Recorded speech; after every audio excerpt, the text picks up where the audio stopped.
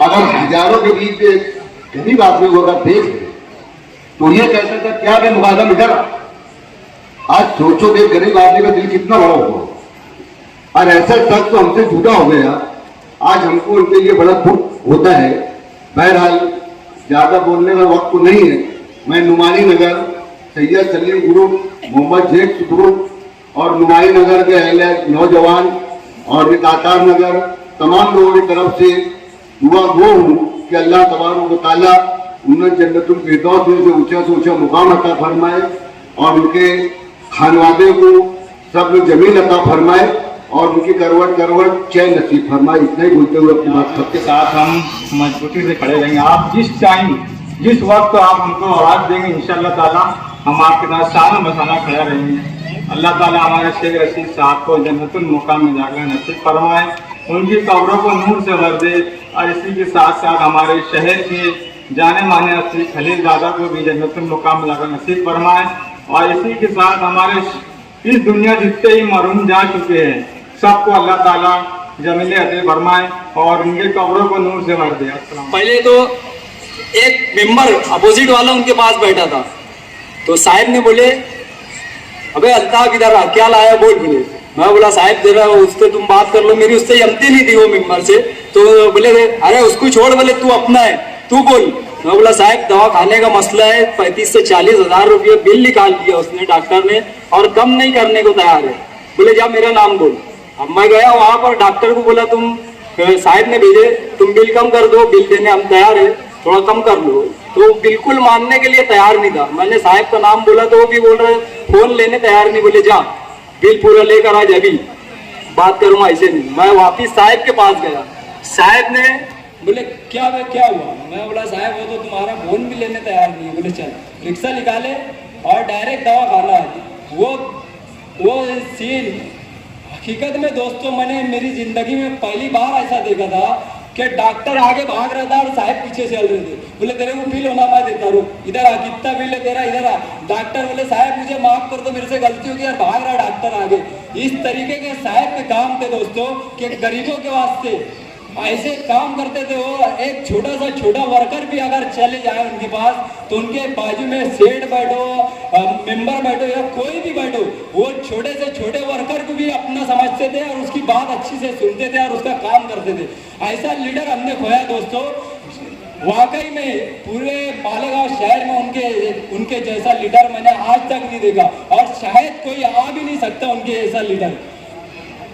शेख रशीद साहब वो शख्सियत है जिन्होंने मालेगांव शहर के लिए अनेक काम किए। हम बताएंगे तो बताते हम थक जाएंगे, लेकिन उनके काम हम बता नहीं पाएंगे पूरे दोस्तों।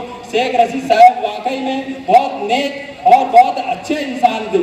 शेख रशीद साहब की जितनी भी तारीफ हम करेंगे बहुत कम है, मेरे पास अल्फाज नहीं है उनकी तारीफ करने के लिए।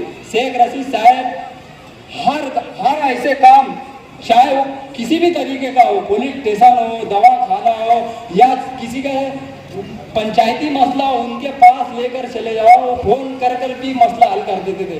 आज तुम जो फिलहाल के लीडर है उनके पास कुछ भी मसला लेके चले जाओ, देखो दोस्तों कितना डिफेंस, कितना फर्क, जमीन आसमान का फर्क तुमको नजर आएगा। शेख रशीद साहब जैसा लीडर हमें कभी मिल नहीं सकता दोस्तों। मैं आप लोगों से बस 2 लफ्ज और बोलूंगा कि शेख रशीद साहब ने इतने हम पर एहसान किए, इतने ज्यादा हमारे काम किए, तो क्या हम उनके परिवार को सहारा भी नहीं देख सकते? क्या हम उनके परिवार को थोड़ा सहारा देने की जरूरत है हमें? क्या साहब आसिफ साहब तुम आगे बढ़ो, हम तुम्हारे साथ हैं, हम इतना भी नहीं कर सकते दोस्तों? ये वो घराना है, शेख रशीद साहब का परिवार वो है जिन्होंने हर वक्त मजदूरों के लिए, गरीबों के लिए हमेशा कुछ ना कुछ काम किया है। कभी किसी को दुकारा नहीं, कभी किसी को हकाला नहीं दोस्तों।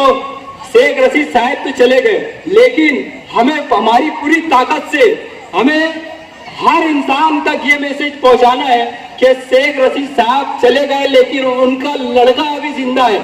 शेख आसिफ साहब वाकई में वो भी ऐसे लीडर है।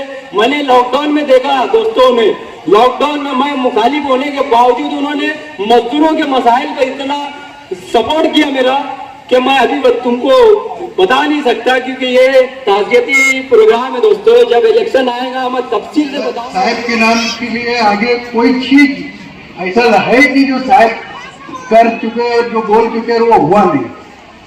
अल्लाह ताला दिल सबको देता है, दिलदार को देता है, बाकी हीरा किसी खास को देता है। जो कौनी हीरा आज शेख रशीद साहब के रूप में हमारे मालेगांव शहर को मिला था। आज दातार नगर जो सचमुच दातार नगर वो शेख रशीद साहब की वजह से है। आज दातार नगर की एक एक गली, एक एक रोड, आज हम जब रहने के लिए आए थे यहाँ पे, जो 35,000 का घर था, आज 8 लाख रुपए को बस शेख रशीद साहब की मेहरबानी की वजह से। आज बात सिर्फ शेख रशीद साहब की है, इसके लिए मैं शेख रशीद साहब की बात कर रहा हूँ। नहीं तो बेमिसाल तो तीनों भाई बैठे हुए हैं यहाँ पे, जिनका कोई मिसाल ही नहीं है।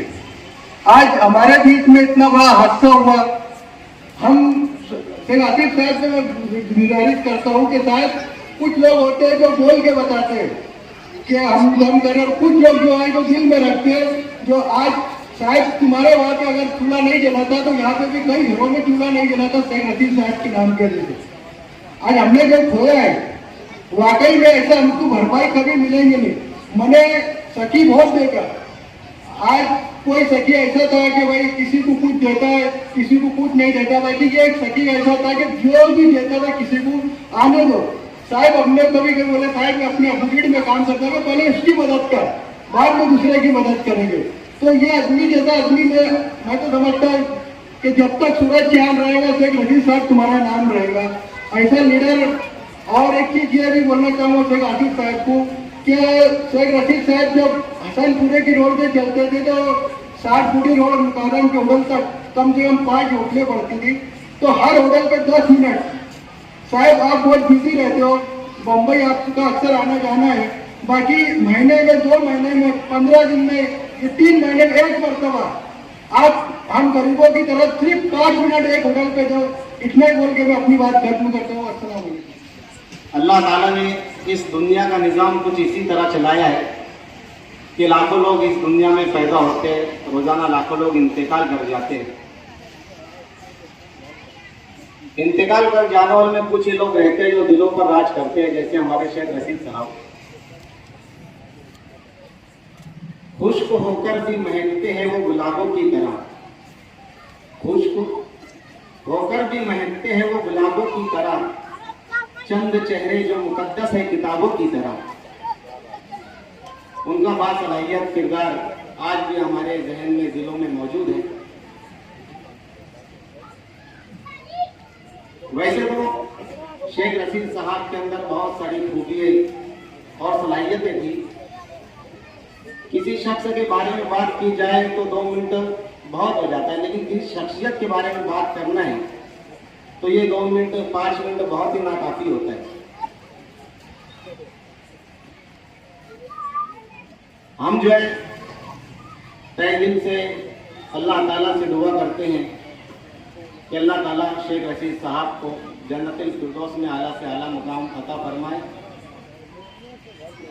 और शेख फैमिली को सब्र जमील अता फरमाए और उनके साथ साथ पूरे मालेगांव शहर को शेख रशीद साहब का बेहतरीन नेमुल बदल अता फरमाए। आज मेरे सामने जितनी अदारे तंजीमें बैठी है उनसे एक गुजारिश है, इल्तिजा है कि जैसा कि यहाँ पे इसके पहले मुकर्रिर ने ये बातें रखी कि वार्ड नंबर 20 जो है शेख रशीद साहब का गढ़ कहा जाता है, और वाकई में ऐसा है। इसकी जो तफसील हमारे एजाज उमर साहब ने बताई कि गढ़ क्यों कहा जाता है, कि पूरी बुनियादी सहूलतें शेख रशीद साहब की तरफ से फराहम हुई और उसकी भरपूर नुमाइंदगी शेख इमरान साहब ने भी की। हमारे सामने जितने लोग बैठे हैं यहाँ पर कुछ लोगों की कमी है। इसकी एक वजह ये भी है कि हमारी आपस की ना इत्तेफाकी है, आपस की खलबोशारी है, तो हम इसे बालाए ताक रखें और शेख फैमिली का हाथ हर जाब्ते से मजबूत करें। इतना ही कहकर मैं अपने 2 अल्फाज खत्म करता हूँ। अस्सलाम वालेकुम।